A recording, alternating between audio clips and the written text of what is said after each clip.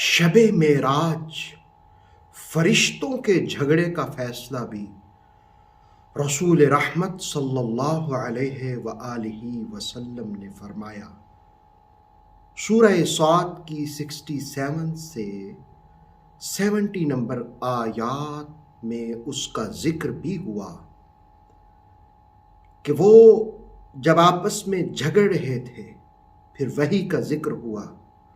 دراصل رسول پاک صلی اللہ علیہ وسلم جس وقت دنا فتدلہ کے مقام پر رب کی بارگاہ میں بہت سے راز و نیاز کی باتیں ہوئیں تو ایک تذکرہ یہ بھی ہوا کہ فرشتوں کا جھگڑا کس بات میں ہے۔ تو عرض کیا یا رب العالمین تو زیادہ بہتر جانتا ہے۔ پھر آپ فرماتے ہیں کہ رب نے اپنا دست قدرت میرے شانوں کے درمیان رکھا، ہر چیز روشن ہو گئی، ہر چیز کا علم عطا کر دیا گیا۔ گویا معراج کی ایک حکمت یہ بھی ہے لِنُرِيَهُ مِنْ آیاتنا، تاکہ ہم اپنی نشانیاں آپ کو دکھائیں۔ اب جس وقت دست قدرت سے ہر چیز روشن ہوئی تو آپ نے فرمایا کہ وہ جو فرشتے ہیں وہ 4 چیزوں کے بارے میں جھگڑ رہے ہیں، کفارات کے بارے میں، نجات والی اشیاء کے بارے میں، درجات کی بلندی اور ہلاک کر دینے والی چیزوں کے بارے میں۔ تو رب قدوس نے فرمایا کہ ہاں ایسا ہی ہے۔ پھر فرشتوں کو حکم ہوا کہ آج میرا محبوب آیا ہے، تم نے جو سوال کرنا ہے میرے محبوب سے کر لو۔ 4000 سال بھی اگر تمہارے جھگڑے کو ہو چکے ہیں تو محبوب کریم صلی اللہ علیہ وسلم ہزاروں سال کے جھگڑوں کا فیصلہ بھی فرما دیں گے۔ اسرائیل نے عرض کیا یا رسول اللہ صلی اللہ علیہ وسلم کفارات کیا ہیں؟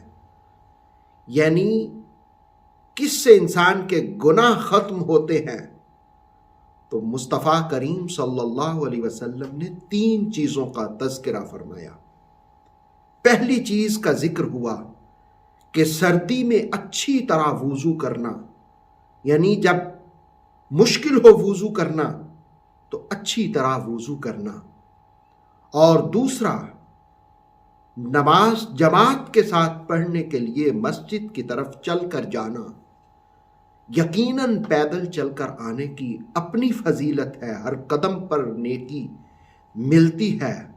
ہاں بہت دور ہو تو سواری بھی استعمال کی جا سکتی ہے۔ تیسرا آپ نے فرمایا کہ ایک نماز ادا کر لی جائے تو پھر دوسری نماز کا انتظار کرنا، اس انتظار کرنے سے بھی گناہ معاف ہوتے ہیں۔ گویا نمازوں کا انتظار کرنا یہ گناہوں کا کفارہ ہے۔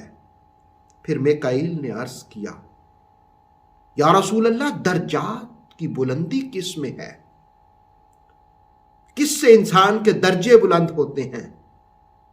تو رسول اللہ علیہ السلام نے فرمایا کہ اس کی رضا کے لیے، رب کی رضا کے لیے بھوکھوں کو کھانا کھلانا، کسی کا پیٹ بھر دینا، اس کی رضا کے لیے یہ درجات کی بلندی کا سبب ہے۔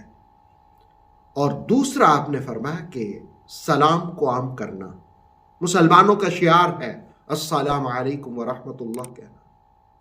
اور تیسرا رسول اللہ علیہ السلام نے فرمایا کہ رات کو اٹھ کر کے نماز پڑھنا، یعنی نوافل پڑھنا، تہجد پڑھنا، اور سر سجدے میں رکھ کے اس سے معافی مانگنا، اس کے سامنے جھکنا، جب لوگ سو رہے ہوں تو اپنے معبود کو راضی کرنا، یہ درجات کی بلندی کا سبب ہے۔ جبرائیل نے عرض کیا یا رسول اللہ صلی اللہ علیہ وسلم نجات کس میں ہے؟ رسول اللہ علیہ السلام نے ارشاد فرمایا کہ پہلی بات ظاہری طور پر اور پوشیدہ طور پر اللہ کا خوف رکھنا، جلوت ہو یا خلوت ہو، انسان تنہائی میں ہو یا محفل میں ہو، وہ اللہ سے ڈرے، اللہ کا خوف رکھے۔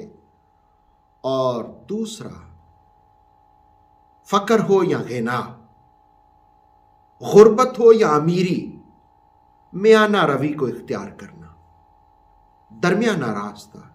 وَجَعَلْنَاكُمْ أُمَّةً وَسَطًا، یہ امت وسط ہے، میانہ روی۔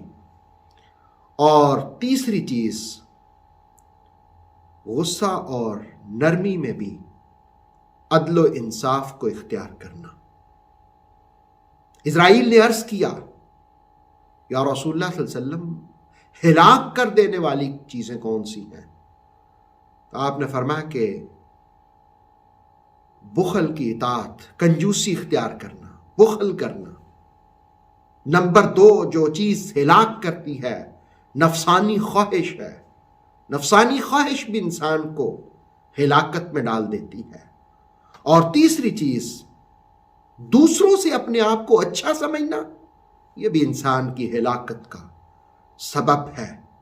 گویا شب معراج کو رسول رحمت صلی اللہ علیہ وسلم نے فرشتوں کے مابین جو ہزاروں سال سے جھگڑا تھا، علمی بحث تھی، اس کا بھی آپ نے فیصلہ فرما دیا، کفارات بھی بتا دیے اور نجات والی چیزیں بھی بتا دیں، درجات کی بلندی والے اشیاء کا بھی تذکرہ کر دیا اور ہلاک کر دینے والی چیزوں کو بھی بتا دیا۔